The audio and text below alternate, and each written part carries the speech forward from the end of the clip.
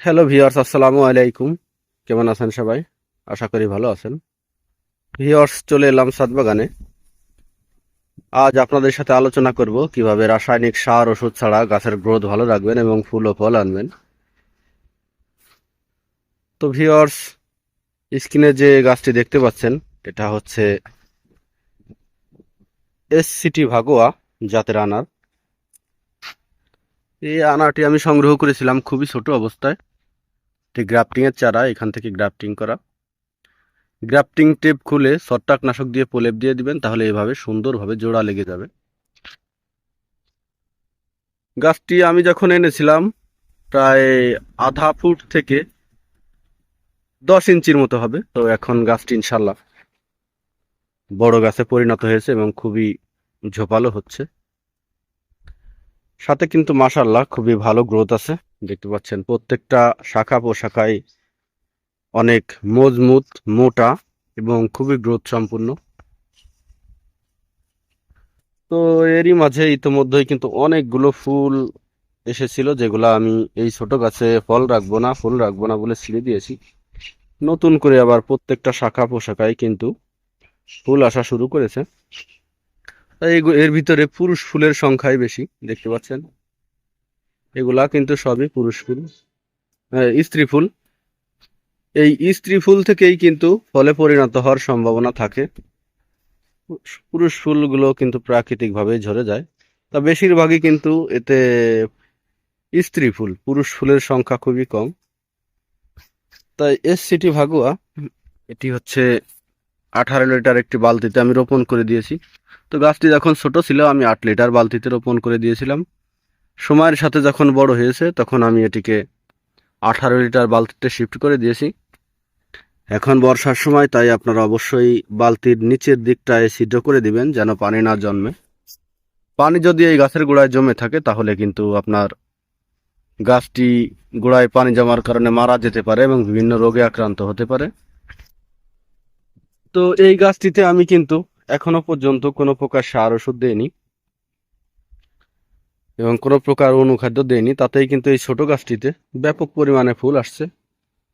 এর আগেও আপনাদের ভিডিও দিয়েছিলাম, ছোট থাকতেই কিন্তু গাছটি যখন 2 ফিট তখন থেকেই কিন্তু ফুল আসা শুরু করেছে। কিন্তু আমি সবগুলো ফুলই ছিঁড়ে দিয়েছি, যে আমি গাছটিকে ভালো একটি গ্রোথ দিব, ভালো একটি শেপ দিব, তারপরে মাশাল্লাহ ফুল ও ফল নেওয়ার চেষ্টা করব। তো গাছটিকে পুনিং এর মাধ্যমে আমি বেশ ঝোপালো করতে পেরেছি মাশাল্লাহ। গাছটিকে আরো ঝোপালো করার চেষ্টা করব। যত পুনিং করব গাছটি কিন্তু ততই ঝোপালো হবে। আর ছাদ বাগানের গাছ যদি ঝোপালো না হয় তাহলে কিন্তু এর কাঙ্ক্ষিত ফলন আপনি পাবেন না। তো মূল কথায় আসা যাক, এই ছোট গাছটিতেই কিন্তু ফুল ও ফল আসছে। আমি কোনো প্রকার রাসায়নিক সার ওষুধ দিয়ে গাছ রোপণ করিনি এবং দেইনি। যেটা দিয়েছি সেটা ম্যাজিকের মতো কাজ করেছে।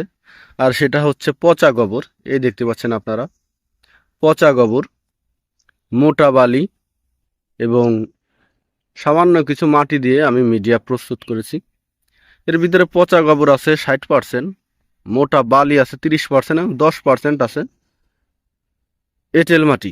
তো এই তিনটা জিনিসের সমন্বয়ে আমি কিন্তু মিডিয়া প্রস্তুত করেছি, যার কারণে টানা বৃষ্টির কারণে ফলেও কিন্তু এখানে অতিরিক্ত কোনো পানি জমে থাকে না, সবগুলো পানি কিন্তু নিচ দিয়ে বের হয়ে যায়।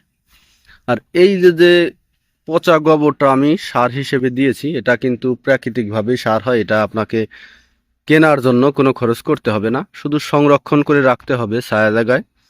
এবং এটা যখন পচে মাটির মতো মাটিতে পরিণত হবে, কোনো রকম দুর্গন্ধ থাকবে না, তখন আপনি এটিকে গাছের গোড়ায় দিতে পারবেন। এটি কিন্তু গাছ খুবই ভালোভাবে গ্রহণ করতে পারে। এই পচা গোবর হচ্ছে জৈব সার। এটি এটি কিন্তু গ্রহণের জন্য গাছকে কোনো প্রকার অনুখাদ্য বা কোনো কিছু দেওয়ার প্রয়োজন নেই। এবং এই পচা গোবর দিলে কিন্তু গাছের গ্রোথ ভালো থাকবে এবং গাছে ফুল ও ফল আসবে।